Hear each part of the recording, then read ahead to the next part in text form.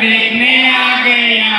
एक दूनी दो, दो दूनी चार, नाटक देखने आ गया। एक दूनी दो, दो दूनी चार, नाटक देखने आ गया। एक दूनी दो, दो दूनी चार, नाटक एक दूनी दो, दो दूनी चार, नाटक देखने आ गया।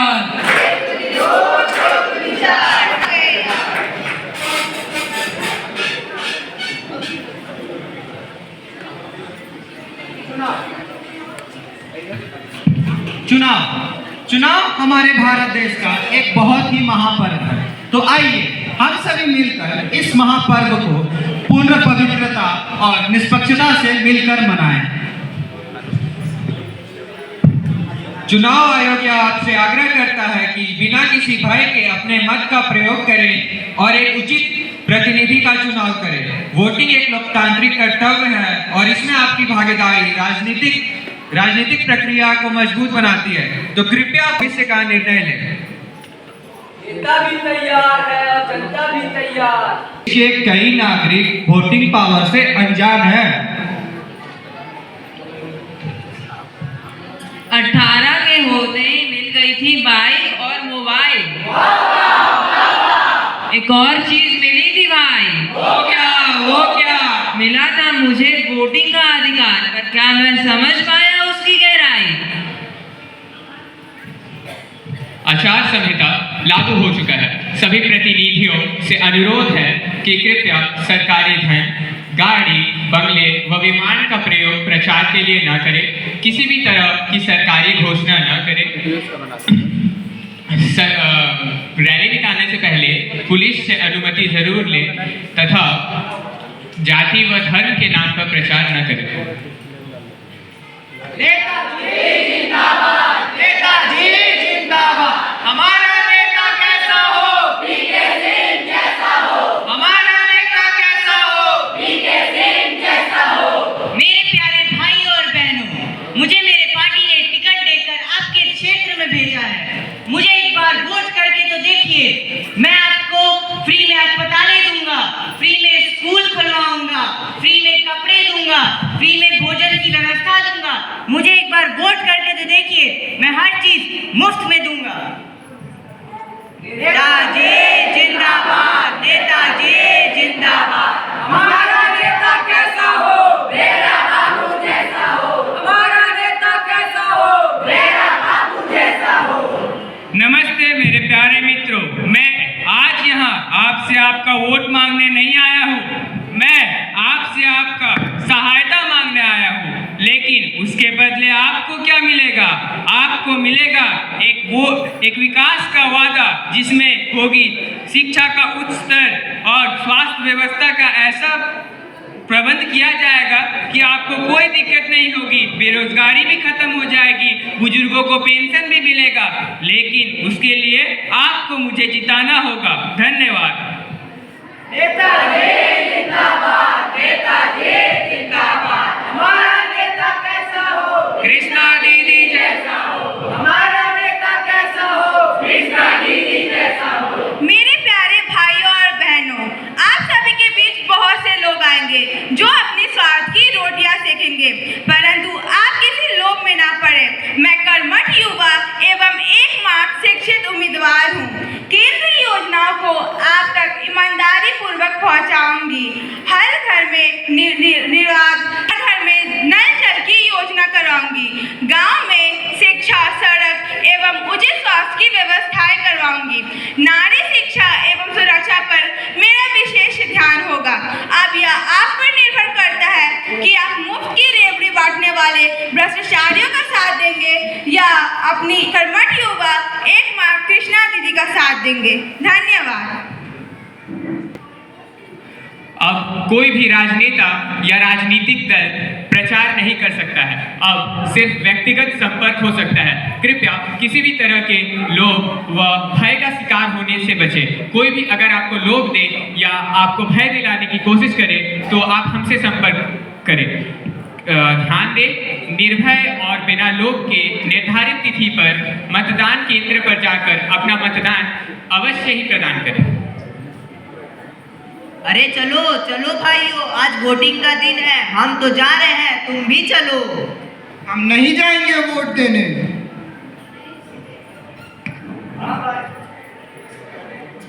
हाँ भाई, हम भी नहीं जाएंगे वोट देने। वोट देने से कुछ नहीं होता, जाओ तुम ही जाओ। अरे भैया, क्यों नहीं जाइएगा वोट देने?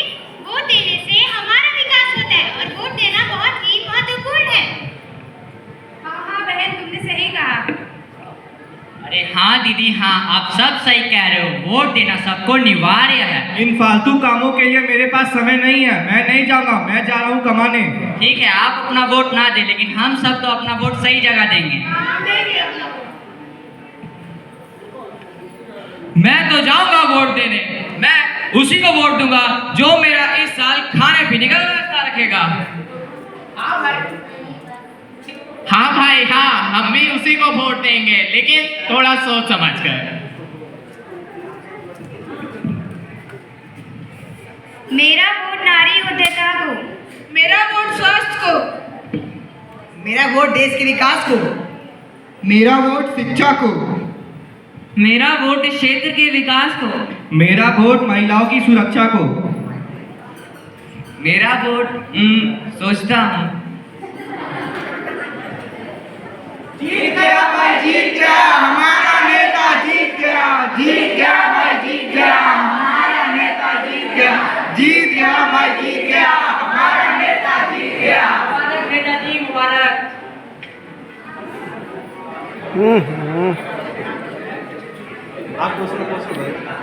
मेरे लिए अब आपका काम खत्म और मेरा काम शुरू।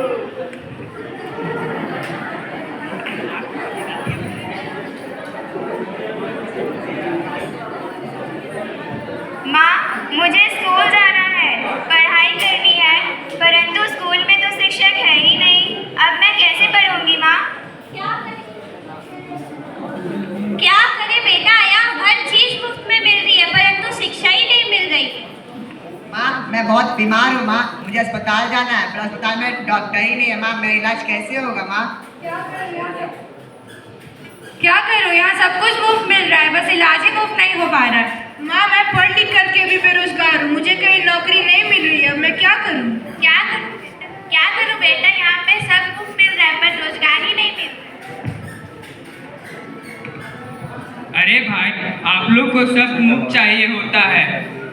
जब वोट देने की बात होती है तब विकास के मुद्दे पर वोट देना चाहिए, लेकिन आप लोग तो उस समय मुफ्त के चावल, आटा, धर्म भम, जाति पाति इत्यादि का ध्यान रखते हैं। अगर आप लोग को तरक्की चाहिए तो हमेशा विकास के मुद्दे पर ही वोट देना चाहिए।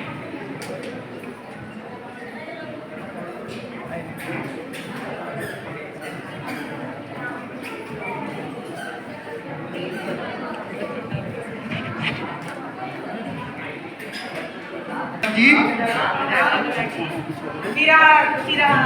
पढ़े लिखे हैं नेताजी। हमारे पास डिग्रियां भी है।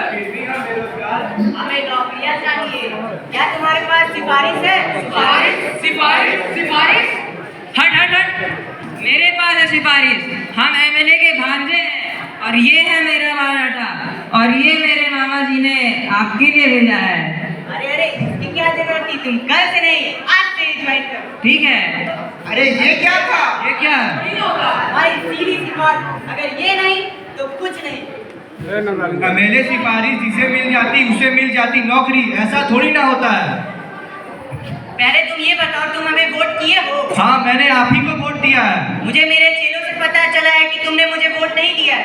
मैंने आप ही को वोट दिया है, ये अन्याय है। तुमने वोट नहीं दिया है, जाओ यहाँ से जाओ।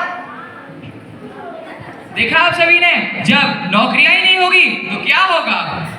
नौकरियां नहीं होंगी तो क्या होगा? लोग चोर बनेंगे और घर में चोरियां होंगी। आपको पता है जब नौकरी होगी तब क्या होगा? बजट पे छूट होगा, गाँव में फूट होगा। जब आप सबका साथ होगा तभी गोरी का हाथ होगा। अगले 5 सालों बाद फिर से वोटिंग होगी तो हम चाहेंगे हम सही नेता को चुने, क्योंकि अभी हम देख चुके हैं हमारे नेता कैसे सिफारिश के ये थे।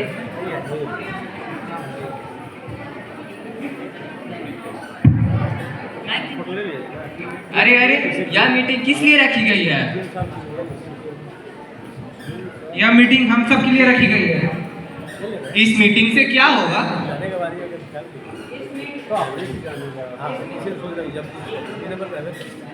इस मीटिंग से हम सबका भला होगा।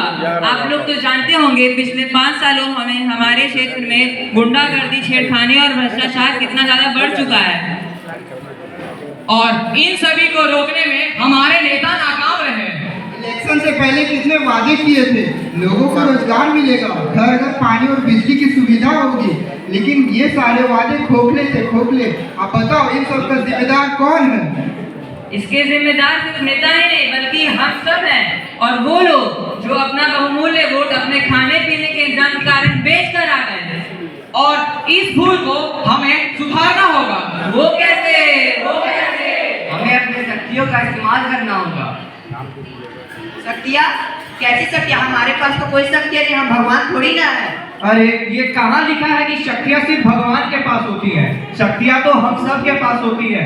ज्ञान की शक्ति, वोटिंग पावर की शक्ति, और इन सभी शक्तियों का इस्तेमाल करके हम एक ऐसे कैंडिडेट को चुनेंगे जो हमारे क्षेत्र से भ्रष्टाचार को हटा देगा, जो ईमानदार होगा।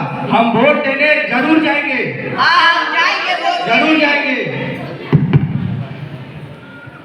तो देखा ना आपने, लापरवाही का नतीजा ये तो होना ही था। अंततः आप सभी दर्शकों से अनुरोध है कि हमारे साथ शपथ लें। हम भारत के नागरिक लोकतंत्र में अपनी पूर्ण आस्था रखते हुए यह शपथ लेते हैं कि हम अपने देश की लोकतांत्रिक परंपराओं की मर्यादा को बनाए रखेंगे तथा स्वतंत्र निष्पक्ष एवं शांतिपूर्ण निर्वाचन की गरिमा को अक्षुण्ण